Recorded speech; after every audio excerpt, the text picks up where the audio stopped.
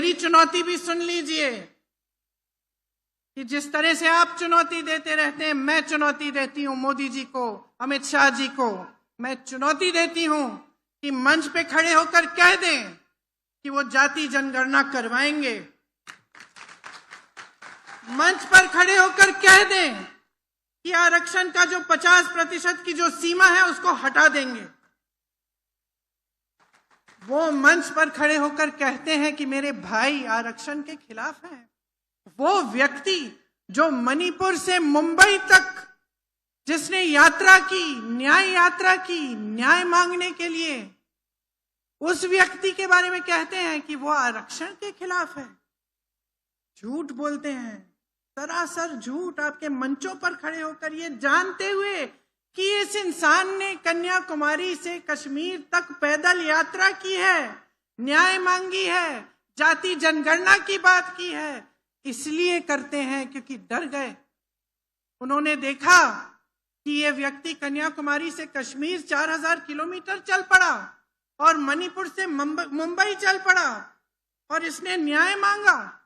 और इस व्यक्ति ने कहा कि जाति जनगणना होनी चाहिए, हमें मालूम होना चाहिए कि कौन किसकी कितनी संख्या है, क्योंकि जब तक हम जानेंगे नहीं ठीक तरह से तो तब तक सही आरक्षण कैसे देंगे।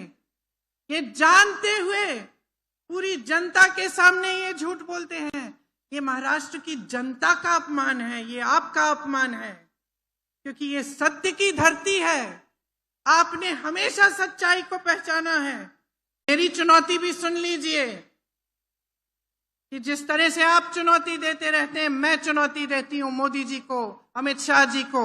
मैं चुनौती देती हूं कि मंच पे खड़े होकर कह दें कि वो जाति जनगणना करवाएंगे। मंच पर खड़े होकर कह दें कि आरक्षण का जो 50% की जो सीमा है उसको हटा देंगे।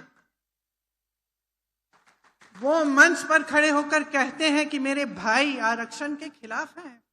वो व्यक्ति जो मणिपुर से मुंबई तक जिसने यात्रा की, न्याय यात्रा की, न्याय मांगने के लिए, उस व्यक्ति के बारे में कहते हैं कि वो आरक्षण के खिलाफ है।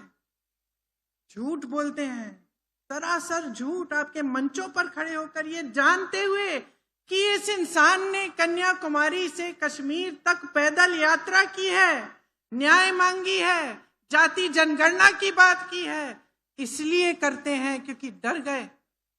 उन्होंने देखा कि ये व्यक्ति कन्याकुमारी से कश्मीर 4000 किलोमीटर चल पड़ा और मणिपुर से मुंबई चल पड़ा और इसने न्याय मांगा।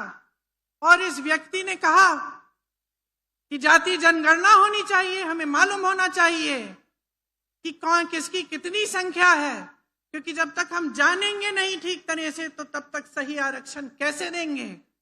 ये जानते हुए पूरी जनता के सामने ये झूठ बोलते हैं।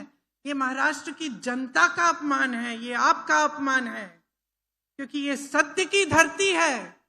आपने हमेशा सच्चाई को पहचाना है। मेरी चुनौती भी सुन लीजिए कि जिस तरह से आप चुनौती देते रहते हैं, मैं चुनौती देती हूं मोदी जी को, अमित शाह जी को। मैं चुनौती देती हूं कि मंच पे खड़े होकर कह दें कि वो जाति जनगणना करवाएंगे। मंच पर खड़े होकर कह दें कि आरक्षण का जो 50% की जो सीमा है उसको हटा देंगे। वो मंच पर खड़े होकर कहते हैं कि मेरे भाई आरक्षण के खिलाफ हैं। वो व्यक्ति जो मणिपुर से मुंबई तक जिसने यात्रा की, न्याय यात्रा की, न्याय मांगने के लिए, उस व्यक्ति के बारे में कहते हैं कि वो आरक्षण के खिलाफ है। झूठ बोलते हैं, सरासर झूठ। आपके मंचों पर खड़े होकर ये जानते हुए कि इस इंसान ने कन्याकुमारी से कश्मीर तक पैदल यात्रा की है, न्याय मांगी है, जाति जनगणना की बात की है, इसलिए करते हैं क्योंकि डर गए। उन्होंने देखा कि ये व्यक्ति कन्याकुमारी से कश्मीर 4000 किलोमीटर चल पड़ा और मणिपुर से मुंबई चल पड़ा और इसने न्याय मांगा। और इस व्यक्ति ने कहा कि जाति जनगणना होनी चाहिए, हमें मालूम होना चाहिए कि कौन किसकी कितनी संख्या है, क्योंकि जब तक हम जानेंगे नहीं ठीक तरह से तो तब तक सही आरक्षण कैसे देंगे। ये जानते हुए पूरी जनता के सामने ये झूठ बोलते हैं। ये महाराष्ट्र की जनता का अपमान है, ये आपका अपमान है, क्योंकि ये सत्य की धरती है। आपने हमेशा सच्चाई को पहचाना है।